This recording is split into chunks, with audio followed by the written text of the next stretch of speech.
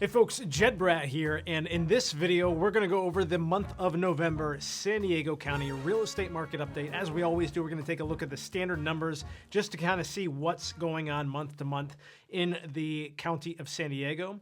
Then we're going to dive into a little bit more. We're going to look at interest rates. We're going to talk about some news headlines involving forbearances and involving unemployment, involving other headlines that might impact the direction and trajectory of the San Diego County real estate market. So let's go ahead and dive in, folks. If you haven't already, be sure to subscribe. And if you find any value in this, feel free to hit the like button, but let's go ahead and dive in. So folks, starting off, looking at, let's go ahead and put in San Diego County, because I have entire MLS here. San Diego County, let's look at single family condominium townhomes, and let's look at all active listings. This is our supply in San Diego County right now, folks. This is down 43.6% year over year. Honestly, it sounds like I'm shocked, but this is the exact same story, folks, that we've been looking at for the last 6 to 8 months. So no surprise here. The only thing that's changed is that it's continued to go down even further. Our supply is dwindling further and further. But look at this. Okay, let's look at new listings. We're up 3.2% year over year. That's nothing because basically all that's saying is, sure, a couple more properties are getting listed this time of year than were last year, but that's because we are in an abnormal cycle now. Whereas normally we kind of dwindle down for the rest of the year into winter, the market's still hot. I don't think we're really recognizing seasons right now. I think we're going to dwindle a little bit. We're going to cool down a tiny bit, but I mean, it's almost going to be a non-factor, relatively speaking, because the real estate market is just so hot. So if somebody wants to buy a property right now, they're still out looking. Pending sales is up 25% year over year. So look at that, over 40% down on inventory. And we are still closing 25% more deals than we were before. Okay, well, that's pending, so that's predicting what's going to happen next. But if we look at closed sales, up 20% year over year, 19%. Closed volume, 42.9%. Prices are just being pressed up. With the increase in sales, the volume is going up. The dollar volume is going way up. So, folks, I mean, it is a ridiculously hot market in San Diego, and it's not just San Diego. It's not just, it's not just any one market. It's really a very diverse selection of markets across the United States that this is happening to right now. Days on market, for what it's worth, 7 days, down 62%. And, let's look at sales price. So median sales price, $675. That's 13.4% increase year over year in San Diego County. We even had this real quick run up here like we saw in previous videos, July, August. It's brutal out there for buyers right now. We're still winning. Our clients are still winning, but it's very brutal. And you really have to know what you want and be very aggressive and then just go for it to win in the current market.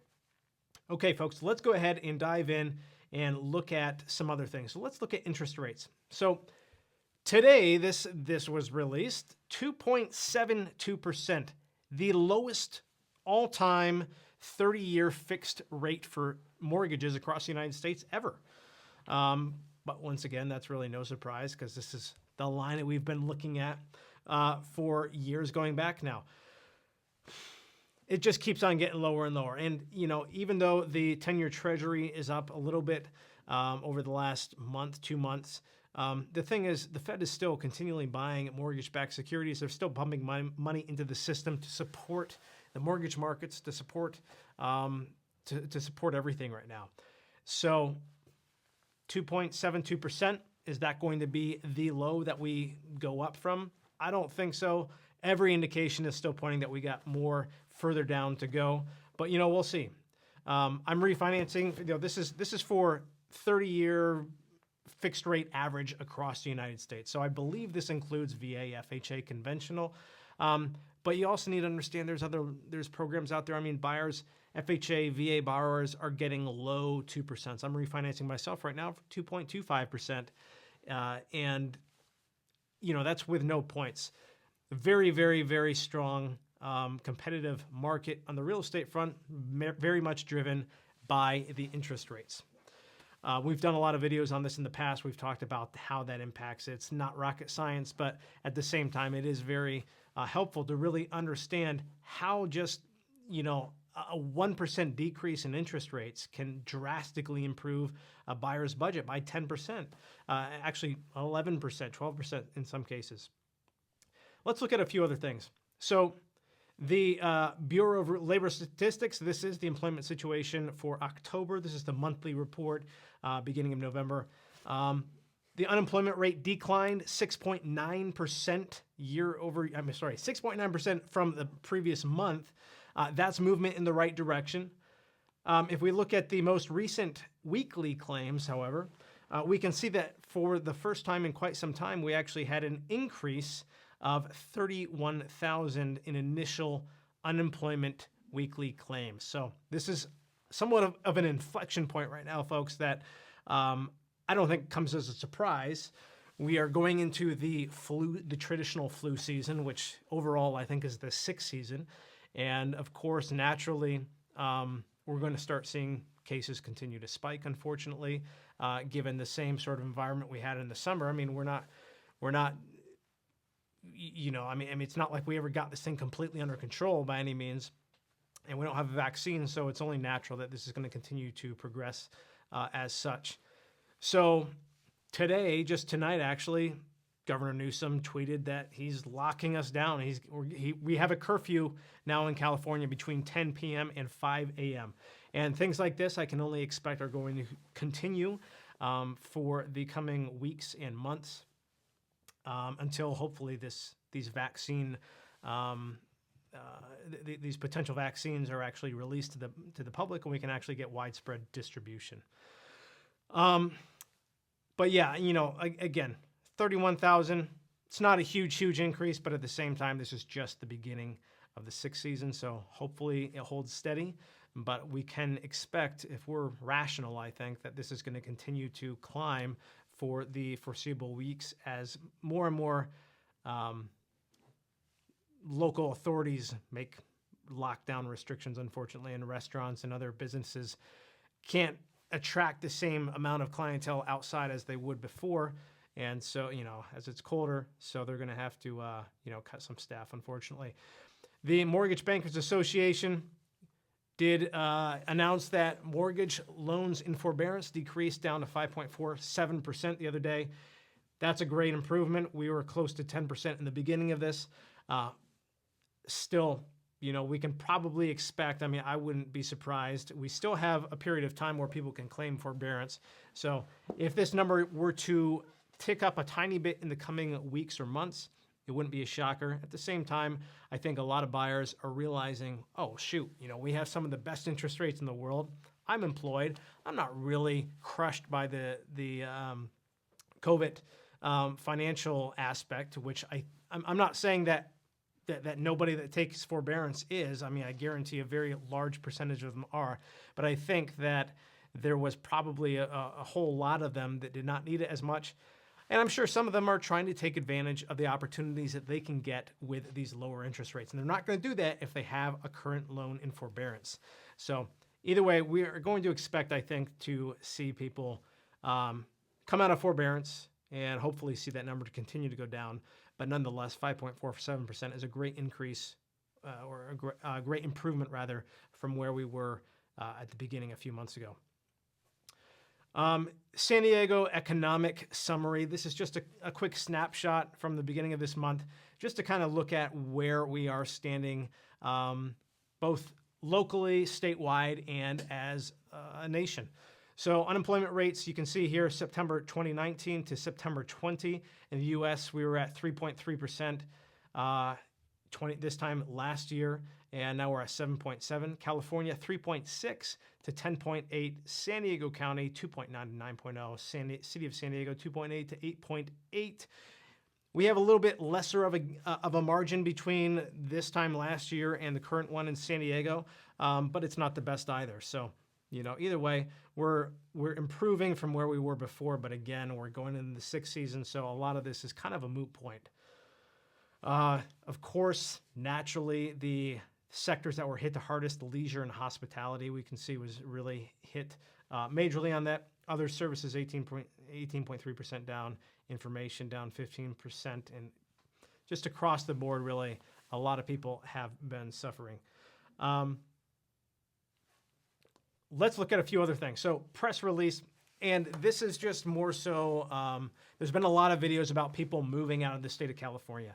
We've actually been talking about this for the last couple of years since we've been doing market report videos, that the trends, the migratory trends, are really away from California.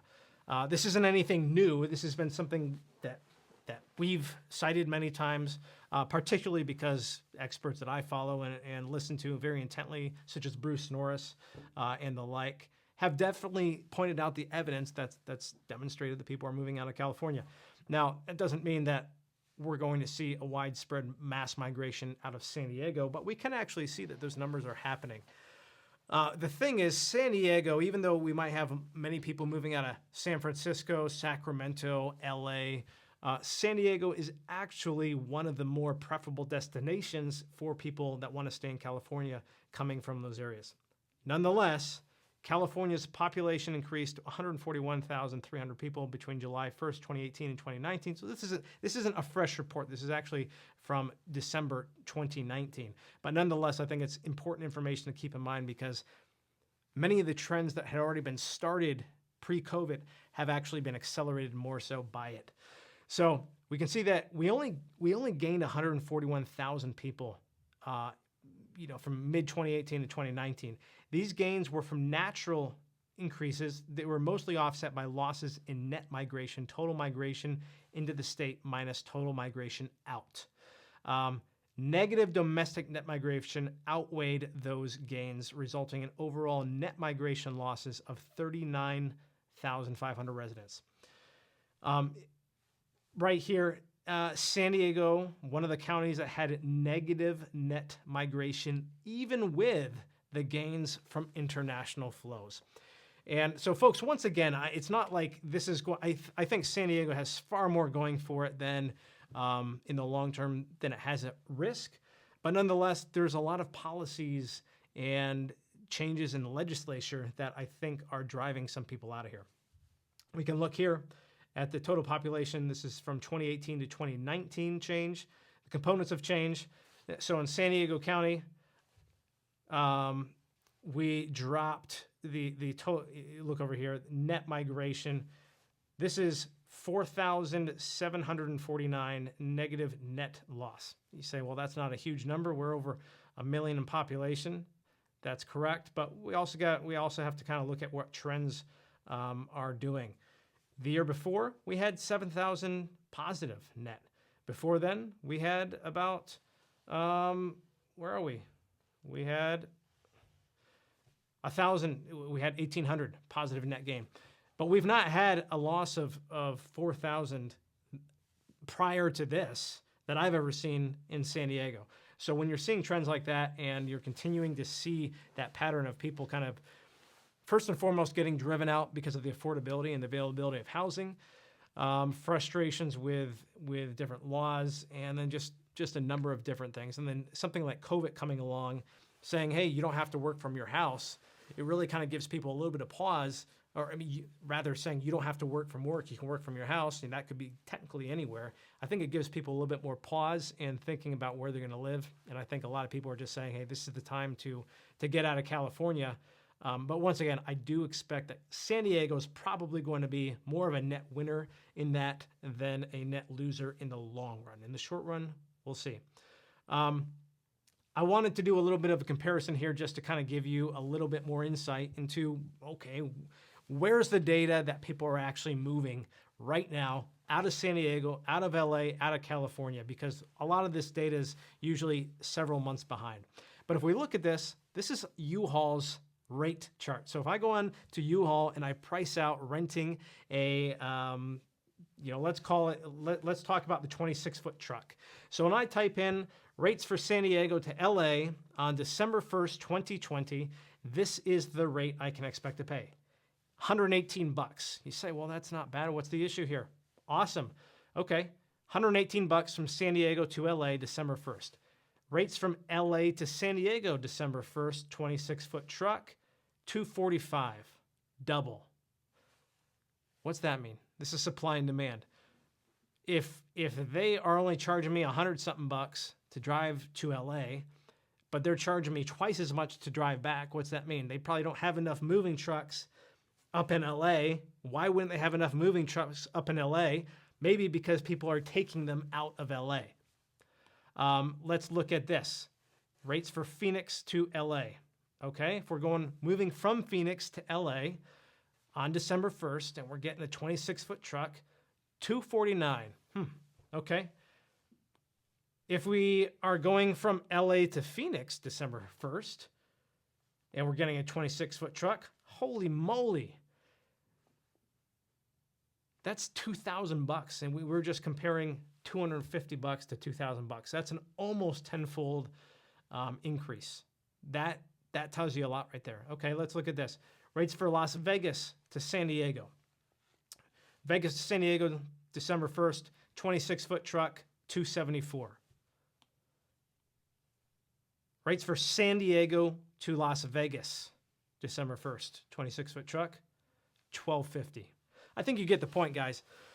The data is right here. I mean, this is supply and demand. It's not like U-Haul just has something against people moving out of California, and so they're charging them more. They need vehicles in California because people are taking them out of the state. They're taking them out of places even like LA, and they're coming to San Diego. So we can see that San Diego is more preferable than LA in that matter. If we were to do the same thing to San Francisco to LA or LA to San Francisco, we're probably going to see similar trends that we can kind of spot just by comparing figures like that. So anyway, where do we stand right now, folks? November 2020. Well, the market is not cooling down whatsoever. Inventory is continuing to head down. Interest rates is likely going to continue the same trend that we've been seeing them have. And overall, it's really kind of pointless to try to speculate, I think, for the near term as far as what's going to happen in San Diego. Eventually, at some point in the future, interest rates are going to be higher than they are now. Whether that's 6 months, 24 months, or 96 months from now, I don't know. Some people are speculating that it's going to be much sooner rather than later. We have a Biden presidency now coming up in a few months. We're going to be doing more videos on this. We're going to talk directly about what the difference is going to be from Biden's policies to Trump's policies and how that's going to impact real estate. Also, some of the proposition changes that we just had in this last election. What are going to be the implications of that on the San Diego real estate market? We'll talk about a lot of that in future videos. But for now, folks, I just wanted to give you a quick update on the San Diego market. As always, if you found any value in this, please hit the like button and be sure to share and subscribe. And as always, thank you for watching, and I'll see you in the next video.